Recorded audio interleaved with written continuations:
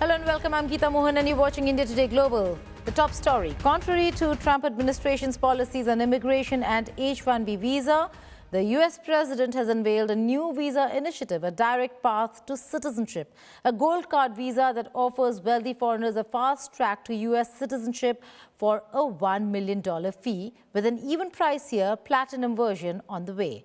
A report by Mahashweta Lala. A day after Trump administration claimed that it had revoked 85,000 visas, mostly students, and the heavy clampdown on immigration, US President launched a new program which will enable rich foreigners to buy an American golden visa for a whopping $1 million and a platinum version for $5 million. Making the announcement on his Truth Social, Trump said this was a direct path to citizenship for all qualified and vetted people. He also assured that the gold visa would fill the country's exchequer. Very excitingly for me and for the country, we've just launched the Trump Gold Card. It was about 30 minutes from now. The site goes up and all funds go to the United States government. Could be a tremendous amount of money. It'll also be able to have people like this keep having people come. This is in accordance to an executive order in September, which requires individuals to pay $1 million, while businesses sponsoring employees are required to pay $2 million. The firm then are required to pay a 1% annual maintenance fee of $20,000 and a 5% transfer fee of $100,000 each time they want to switch the visa from one employee to another. So for an individual, it's $1 million, and for a corporation, it's $2 million. And as the president said, for a corporation, they spend $2 million. They can then have an employee, full vetting, the best vetting the government has ever done, $15,000 vetting to make sure these people absolutely qualify to be in America, absolutely qualify. And then the company can keep them here, and they have a path to citizenship, right? Obviously, they have to be perfect people in America, and having passed the vetting, after 5 years, they'll be available to become citizens, and then the corporation can put someone else on the card. So for a company, they can keep putting people on the card, one person per card. The Gold Card is a new US visa program which will facilitate legal permanent residency and a pathway to US citizenship for individuals and corporations willing to invest significant funds in the country. This program is in contrast to Trump's immigration policy, which claims that American jobs are being taken away by foreigners. Spouses and unmarried children under 21 can also apply, but each must pay additional fees. A processing fee of $15,000 is non-refundable. Other charges may include visa-related fee and medical exam cost. The Gold Card status can be revoked for national security reasons or serious criminal activity. Some countries may have visa wait times of a year or more, and all applicants are subject to US taxes on worldwide income. Meanwhile, a Trump Platinum Card is also coming soon. The card would allow holders to spend up to 270 days in the US without being subject to US taxes on non-US income. Mahashweta Lala, Bureau Report, India Today.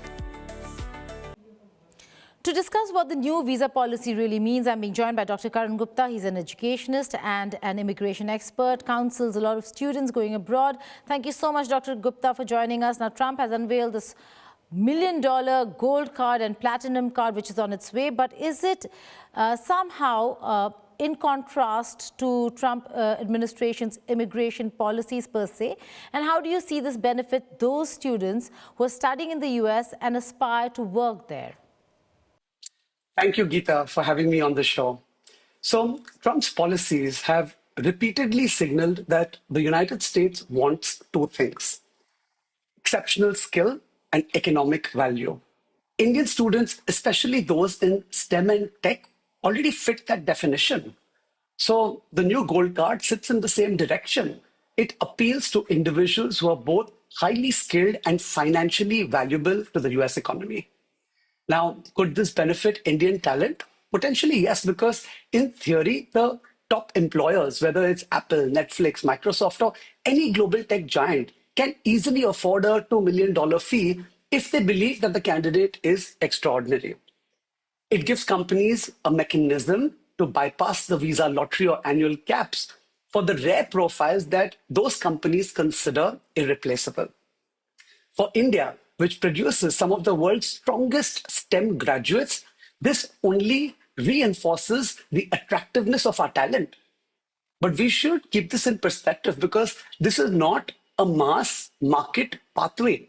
For the overwhelming majority of Indian students, the journey remains the same. Strong academics, admission to good universities, OPT, the STEM extension, and then the H-1B. Those structured routes continue to create real long-term opportunities. So what this gold card really signals is that the US continues to value global talent and Indian students remain at the center of that demand. Right. Karan, will this gold card really gradually replace the H-1B visa? What can we expect in the near future? No. In my opinion, the gold card is not a replacement for the H-1B. It functions more like an investor class or premium contribution category, not a skill-based work visa. The H-1B sits in a completely different policy space. It's tied to critical skill shortages, employer demand, and the longer-term needs of the US economy. The United States continues to heavily rely on Indian IT engineering talent. That reliance doesn't disappear because a premium option is introduced for a very small segment of individuals. For millions of aspiring students, the academic route, which is your OPT, STEM extensions, employer sponsorship, this remains the clearest and most dependable path.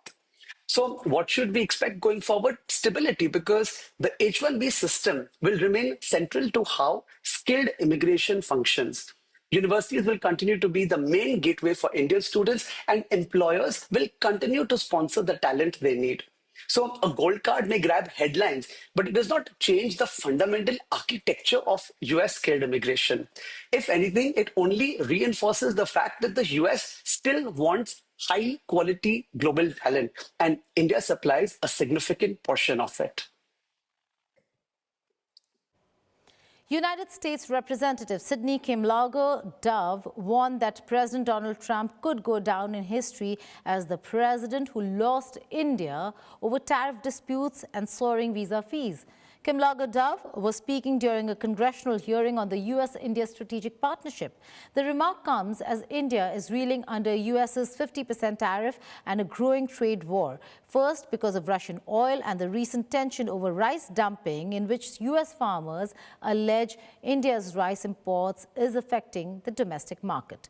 She also displayed a selfie of Prime Minister Narendra Modi and Russian President Vladimir Putin sitting inside a car during the recently concluded visit of the Russian president. The selfie had gone viral. She said the photograph speaks 1,000 words about how US policies are reshaping India's strategic consideration. She also criticized the 50% tariffs on India and an additional levy for buying Russian oil. Trump's policies towards India can only be described as cutting our nose to spite our face. And this is doing real and lasting damage to the strategic trust and mutual understanding between our two countries. Because let me be clear, being a coercive partner has a cost. And this poster is worth 1,000 words. You do not get a Nobel Peace Prize by driving U.S. strategic partners into the arms of our adversaries. We must move with incredible urgency to mitigate the damage that this administration has done to the U.S.-India partnership and return to the cooperation that is essential to U.S. prosperity, security, and global leadership. Congress understands the stake of this relationship on a bipartisan basis, and I thank the chair for providing the opportunity to get that on the record today. I look forward to a robust discussion, and I yield back.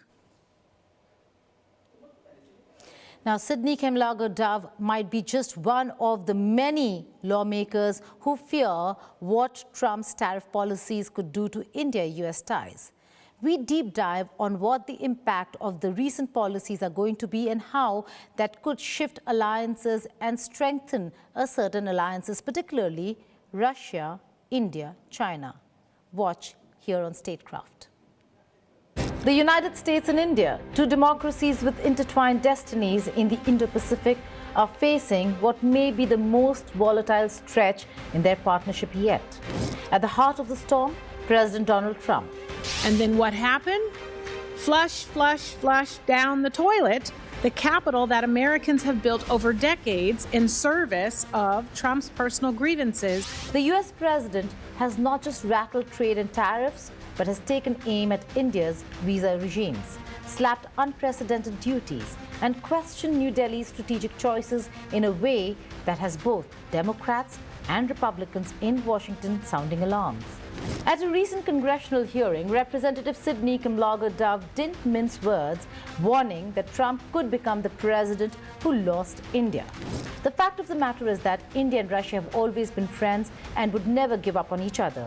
But there is panic in America. Americans are rattled and they're asking, is Washington's aggressive stance risking the drift of India toward Russia and China, fundamentally reshaping the balance of power in South Asia? Hello and welcome. You're watching Statecraft with me, Geeta Mohan.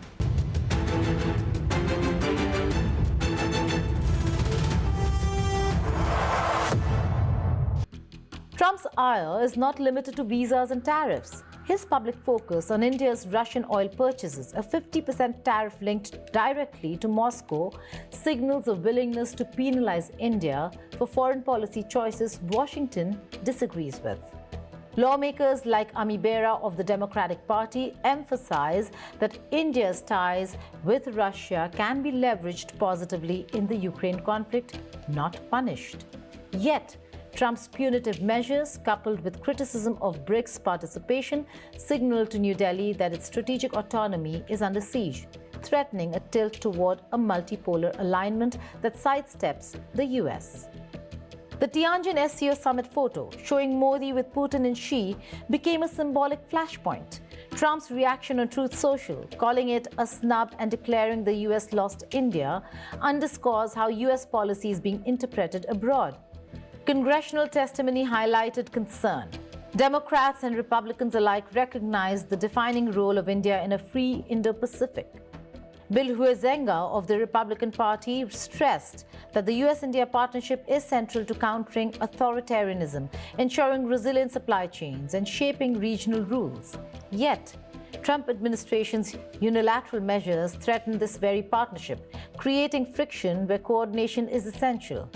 Modi's balancing act, maintaining relations with both Washington and Moscow, is a nuanced exercise Trump's policies fail to respect. Is the US inadvertently accelerating the very alliances it seeks to contain?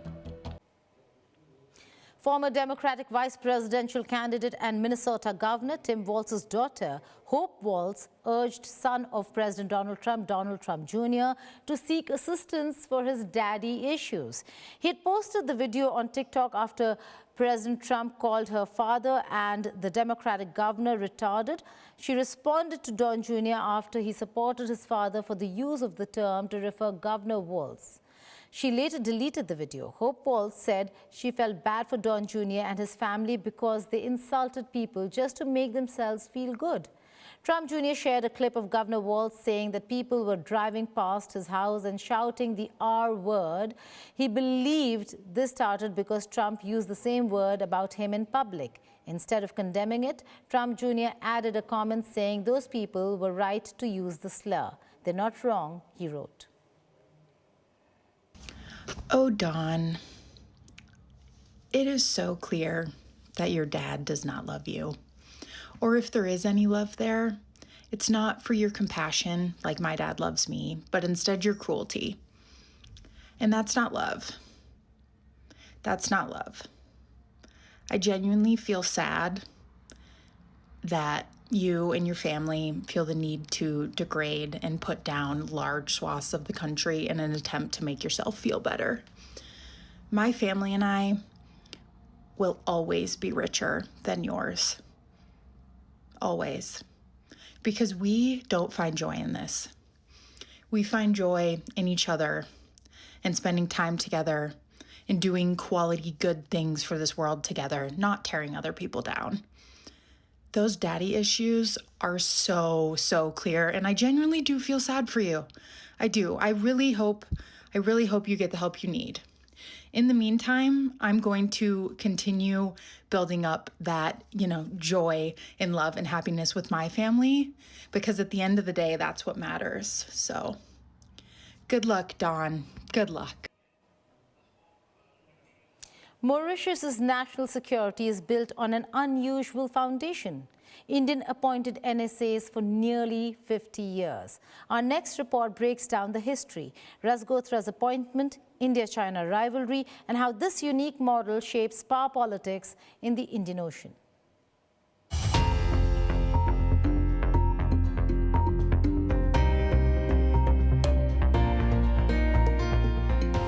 Mauritius may be small on the map, but its national security story is anything but.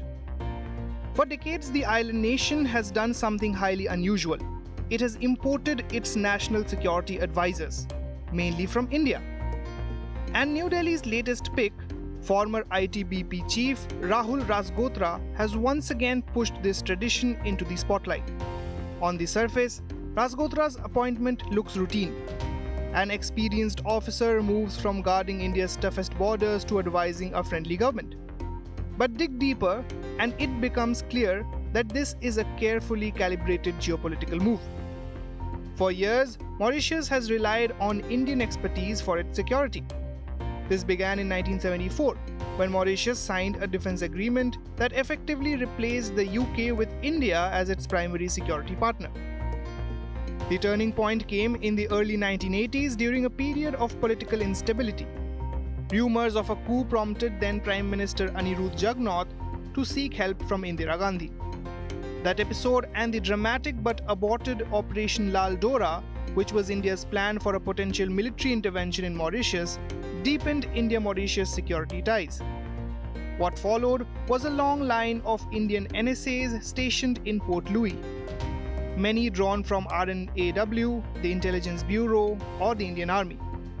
Officers like Major General J.N. Tamini, B.B. Nandi, Gurinder Singh, and others shaped the island security architecture for decades. This wasn't just about technical expertise, it was about political trust. Mauritius saw India as a reliable partner. India saw Mauritius as a friendly outpost in a strategic ocean. But Rajgothra's appointment marks a slight shift. Traditionally, the NSAs of Mauritius were deeply embedded in external intelligence work, raw operational experience, covert backgrounds, global postings. Rajgothra, by contrast, comes from a career rooted in internal security through the Intelligence Bureau and ITBP. He's known for calm handling of sensitive situations, strong counterinsurgency grounding, and experience across India's toughest borders, including the volatile frontier with China. So why the shift? Because the Indian Ocean is no longer the quiet backwater it once was.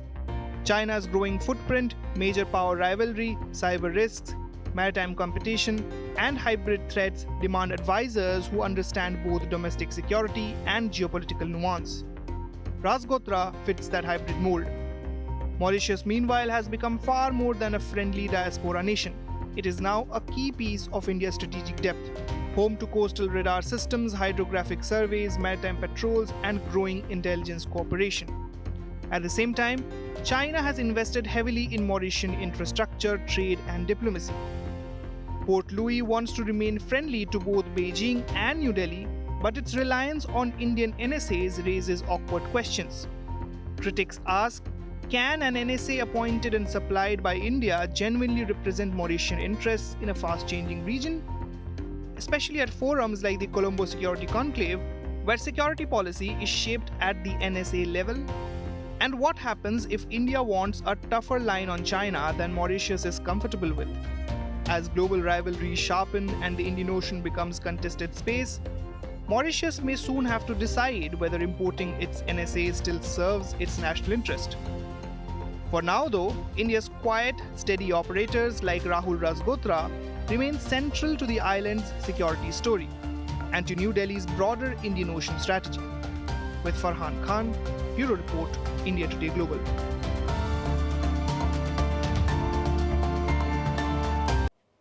That's all on this edition of India Today Global. Stay tuned to India Today for all the latest news and updates. Thank you for watching. Goodbye and take care.